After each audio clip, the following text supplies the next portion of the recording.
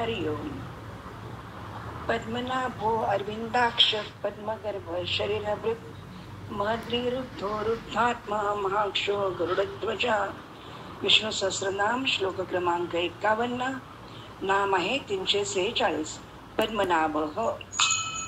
पद्मनाभ म्हणजे हृदय कमलामध्ये राहणारा. यापूर्वीच 48 आणि 196 मध्ये हे नामवर्णन केले आहे. ओम नमो भगवते वासुदेवाय. ओम नारायणाय विद्महे वासुदेवाय धीमहि. पद्मनाभ गायत्री. पद्मनाभ अश्विन महिन्याचा मास नियामक आहे. शांताकारं भुजगशयनं पद्मनाभं सुरेशं पद्मनाभं सहस्राक्षं वनमालीं हलायुतं गोवर्धनं ऋषिकेशं वैकुंठं पुरुषोत्तमं. श्री विष्णोर अष्टविंशती नाम स्तोत्रम 3. भगवंताच्या नाभिकमलातून ब्रह्मदेवाची उत्पत्ती झाली.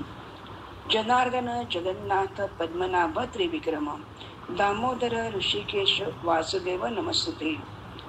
अहमात्मा गुडाकेश सर्वा भूताशय स्थिता. गीता 10:20. भगवंत समग्र आहेत आणि आत्मा त्यांची विभूती आहे. सर्वस्य चाहम हृदि सन्निविष्टो मत्तस्मृतिज्ञान मनपोहनं. गीता 15:15. भगवंत म्हणतात, मी स्वतः सर्व प्राण्यांच्या हृदयात विद्यमान असतो. हृदयात निरंतर स्थित असल्याने परमात्मा वास्तविक प्रत्येक मनुष्यास प्राप्त आहे. म्हणूनच दोन व्यक्ती भेटल्यानंतर एकमेकांना नमस्कार करण्याची पद्धत आहे ती ह्या आत्म्याला त्या आत्म्याचा नमस्कार असतो. शपथ घ्यायची असल्यास हृदयावर हात ठेवून सत्यता पटवून देण्यासाठी हृदयस्थ परमात्म्याला आपण वंदन करतो. अशा विष्णूंना पद्मनाभांना वंदन करू. 347. अरविंदाक्ष. अरविंदाक्ष म्हणजे कमळासारखे डोळे असलेला. अरविंद म्हणजे कमळ, अक्ष म्हणजे डोळे.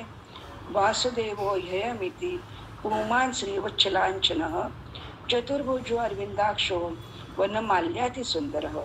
भागवत 10:51-4.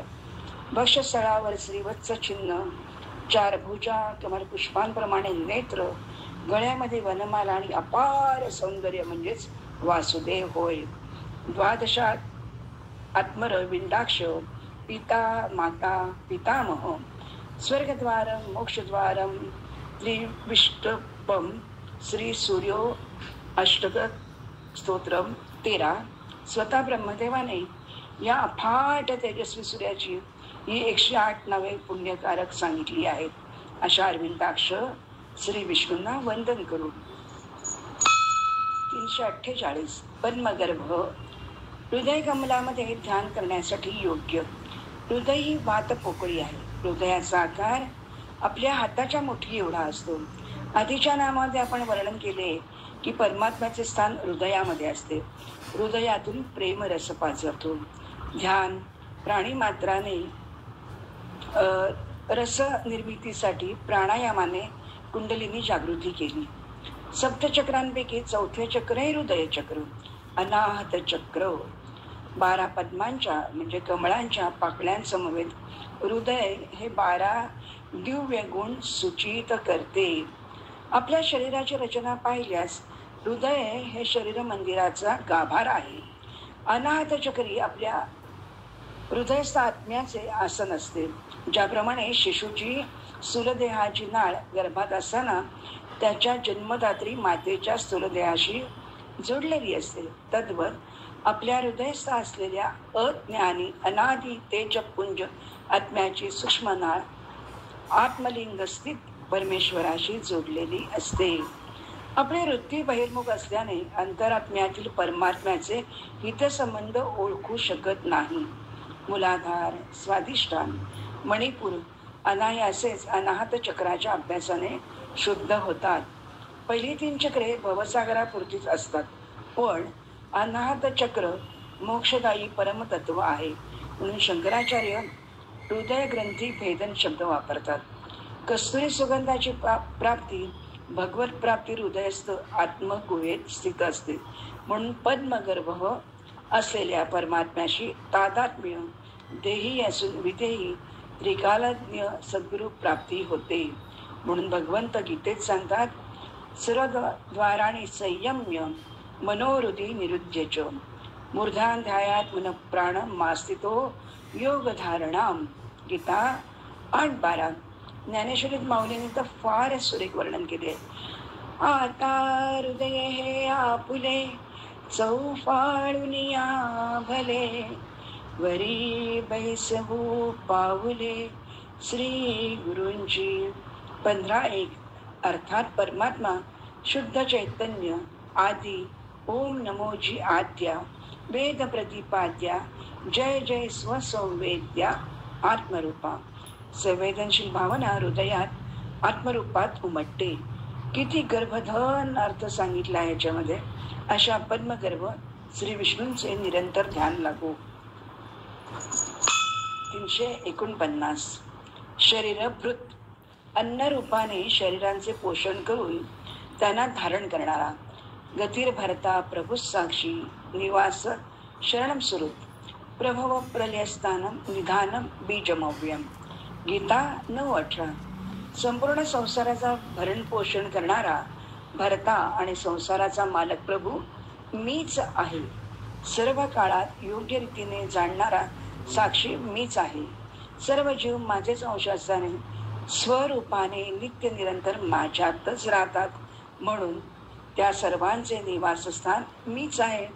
ज्याचा आश्रय घेतला जातो तो शरणागत वत्सल मी आहे. विनाकारण सर्व प्राण्यांचे हित करणारा सुहृद अर्थात हितैषी मीच आहे. अमृतम चैव मृत्युश्च सदसच्चाहम अर्जुन. गीता 9:19.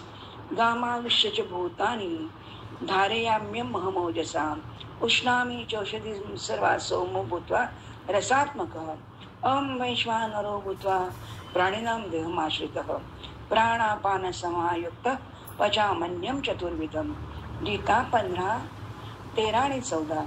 पृथ्वीत प्रविष्ट होऊन संपूर्ण प्राण्यांना धारण करणे, चंद्रमा होऊन संपूर्ण वनस्पतींचे पोषण करणे, त्यानंतर त्यांना खाणाऱ्या प्राण्यांच्या शरीरात जठराग्नी होऊन खाल्लेल्या अन्नाला पचवणे इत्यादी संपूर्ण कार्य भगवंताच्या शक्तीने होते.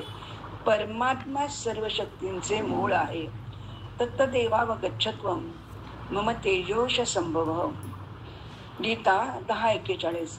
जेथे कुठे जी काही विशेषता महत्ता सुंदरता बलवता इत्यादी जे जे काही आहे ती सर्व भगवंताची किमया आहे. अशा शरीरभूत श्री विष्णूंना वंदन करू.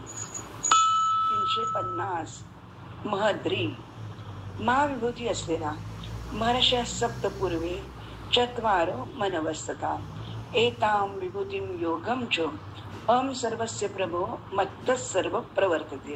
गीता 10:6, 7 आणि 8.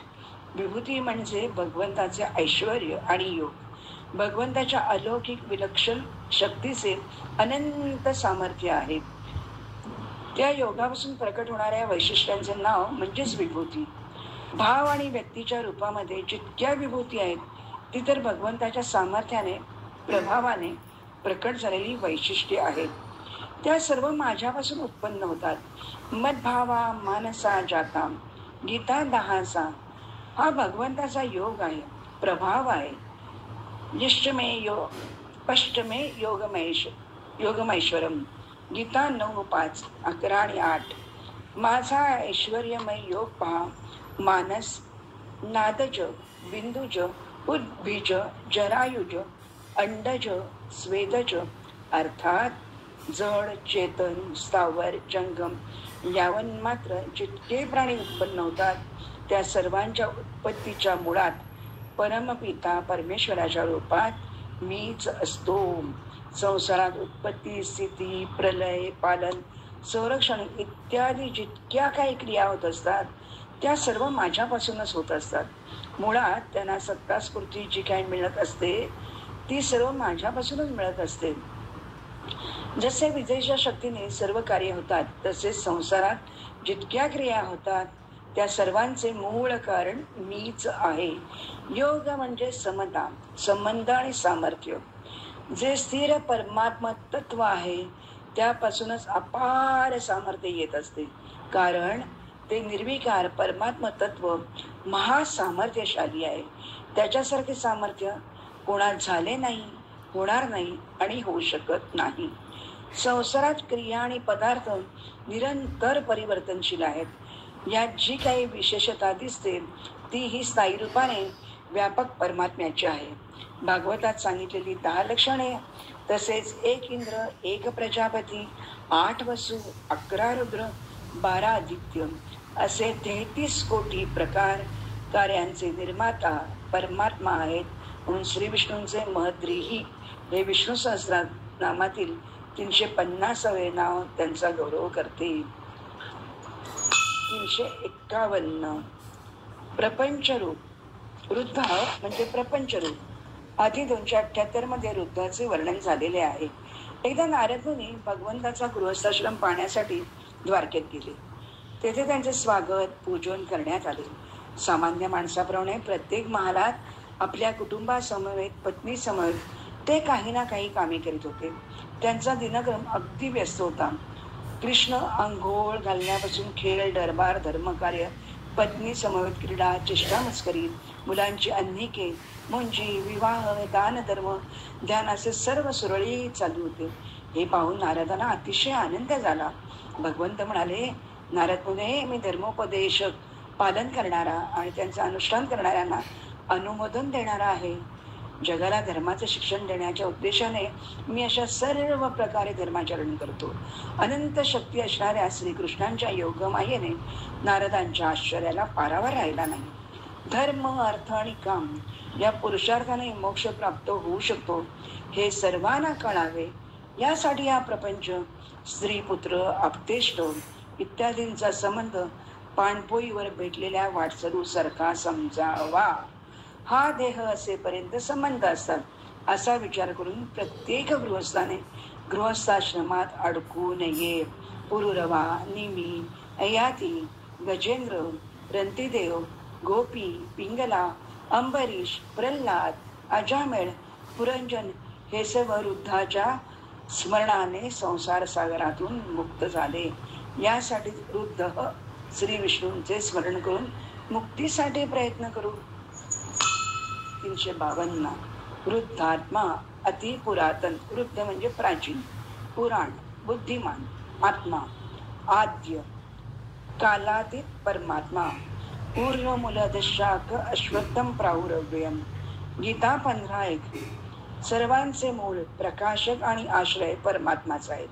देश, काल, भाव, सिद्धांत, गुण, रूप, विद्या इत्यादी सर्व दृष्टीने परमात्मा सर्वात श्रेष्ठ आहे. त्यांच्यापेक्षा श्रेष्ठच काय, पण त्यांच्या समान देखील दुसरा कोणी नाही. संसार वृक्षाचे मूळ सर्वतोपरी परमात्मा आहे. जसे मूळ वृक्षाचा आधार असते तसेच परमात्मा संपूर्ण जगताचे आधार आहेत. म्हणून त्या वृक्षाला ऊर्ध्व मूल असे म्हटले आहे. या संसार वृक्षाची उत्पत्ती आणि त्याचा विस्तार परमात्म्यापासून झाला आहे.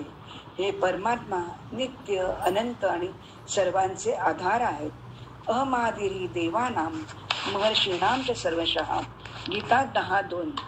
देवता आणि महर्षी लोकही भगवंताच्या प्राकट्याला संपूर्णपणे जाणू शकत नाहीत, कारण हे सर्व भगवंतापासूनच उत्पन्न झाले आहेत. बालक जसे आईच्या विवाहाला व आपल्या शरीराच्या उत्पन्न होण्याला जाणत नाही, वेदा नाही कळला अंत पार याचा, निराकार तो निर्गुण ईश्वर, अनुमानेना श्रुतीने ती म्हणती एकू गोविंदू रे. माऊली म्हणतात, तुला अनुमानाने जाणता येत नाही. वेद प्रमाण मानले जातात, पण वेदही ते न इति म्हणून गोविंदाकडे बोट दाखवतात. असा तू अगम्य अतार्किक आहेस. कवी पुराण मनुषा सितार मनोरणीयाम समनुस्मरेद्य. गीता 8:9. कवी म्हणजे ज्ञानी, जो सर्वज्ञ, अनादी, सर्वांवर शासन करणारा, सूक्ष्मातिसूक्ष्म सर्वांचे धारण पोषण करणारा तो वृद्धात्मा परमात्माच आहे. चतुश्लोकी भागवतातही त्याचे सुरेख वर्णन केले. अहमेवा समे वागरे नान्यत यत सदसत परम. 2:9-32-35. सृष्टीच्या अगोदर स्थूल, सूक्ष्म किंवा या दोन्हींचे कारण अज्ञान तेही नव्हते. या सृष्टीच्या उत्पत्तीनंतर जे काही प्रतीत होत आहे तेही मीच आहे. तसेच प्रलयानंतर जे काही शिल्लक राहील तेही मीच असेन, असे रुद्धात्मा श्री विष्णूस आपल्याला ज्ञान देतात. महाक्ष, मोठे डोळे असला. महा म्हणजे मोठे, महान. अक्ष म्हणजे नेत्र, चक्षु, नयन. बहुवक्त्र नेत्रम, दीप्त विशाल नेत्रम. गीता 11:23-24. भगवंताच्या विराट रूपात सर्वच विराट, नेत्र प्रदीप्त आणि विशाल आहेत. स्पर्शान कृत्वार बहिर्बाह्यश्चक्षुश्चैवांतरे भ्रुवोः. गीता 5:27. दिशशानवलोकयन. गीता 6:13.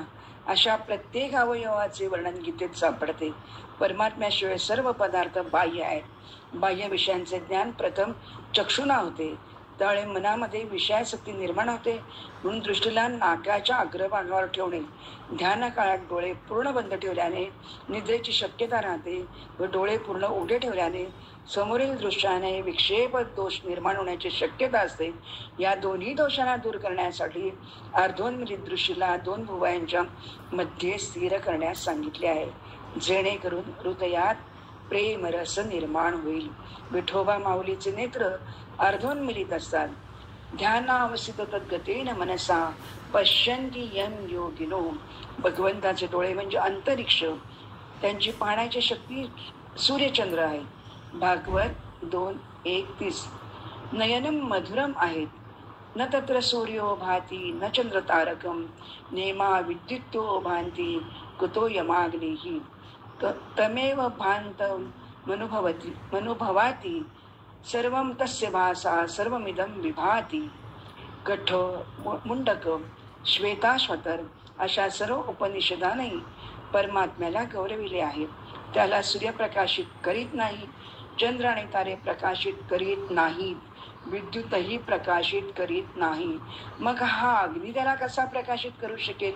हे संपूर्ण जगत त्या परमात्म्याच्या प्रकाशाने प्रकाशित होते. म्हणून माऊलींनी दृष्टीचा डोळा पाहो मी गेले तव भीतरी पालटू झाला, अशी सुंदर विराणी लिहिली. डोळा हा निर्जीव आहे, दृष्टी हे परमात्म्याचे चैतन्य स्वरूप आहे. म्हणून मृत व्यक्तीचे डोळे पाहतात, त्यातून प्राण चैतन्य निघून गेल्यास त्या व्यक्तीला मृत घोषित करण्यात येते, असे श्री विष्णूंचे महाक्ष हे तत्व आहे. 354 गरुडध्वज. ज्याच्या ध्वजावर गरुडाचे चिन्ह आहे असा. स्तंभ, खांब ज्याच्यावर गरुडाची मूर्ती आहे. विष्णू श्रीकृष्णाच्या रथाचे नाव. युद्धात 8 प्रकारचे झेंडे असतात. अर्जुनाच्या ध्वजावर हनुमानाचे चित्र, ज्याला वानर ध्वज म्हणत. प्रत्येकाला ध्वजचिन्ह होते. गरुड हे विष्णूचे वाहन आहे. रुक्मिणी हरण या प्रसंगात रथावर चढू पाहणाऱ्या रुक्मिणीला सर्व शत्रू पाहत असतानाच श्रीकृष्णाने गरुडध्वज चिन्ह असलेल्या तिला रथात बसवले आणि त्या राजांचा पराभव करून तिला नेले. भागवत 10:53-55. सूतोपनीतम स्वरथमारूहद गरुडध्वजम. भागवत 10:71-13. जरासंधाशी द्वंद्वयुद्ध व पांडवांचा राजसूय यज्ञ यासाठी शत्रू संहारक श्रीकृष्णाने यदुराज युगरसेन व बलरामाची आज्ञा घेऊन मुलाबाळांसह राण्या आणि त्यांचे सर्व सामान पुढे पाठवले व पाठोपाठ दारुकाने आणलेल्या गरुडध्वज रथावर ते सुद्धा आरूढ झाले. गरुडावरी बैसोनी माझा कैवारी आला. गरुड गमन तव चरण कमल मिह मनसी लसतु मम नित्यम, मनसी लसतु मम नित्यम. महाविष्णू स्तोत्रम. गरुड हा पक्ष्यांचा राजा आहे. तो सामर्थ्यवान, तीक्ष्ण नजर, तर गरुड भराडी असे त्याचे वैशिष्ट्य आहे. गरुड हनुमंत पुढे उभे राहती. ध्वजव्रजांकुश ब्रिदाचे तोडर. गरुड नावाचे एक पुराण आहे. जिवंतपणे तसेच मृत्यूनंतर 13 दिवस गरुड पुराण वाचण्याची प्रथा आहे. यामुळे आत्म्याला शांती मिळते. यात मनुष्याच्या मरणोत्तर गतीचे वर्णन केले आहे. असे श्री विष्णूंचे एक नाव गरुडध्वज आहे. अशा प्रकारे श्लोक क्रमांक 51 आणि नाम 354 गरुडध्वज समाप्त झाले. हरिओम.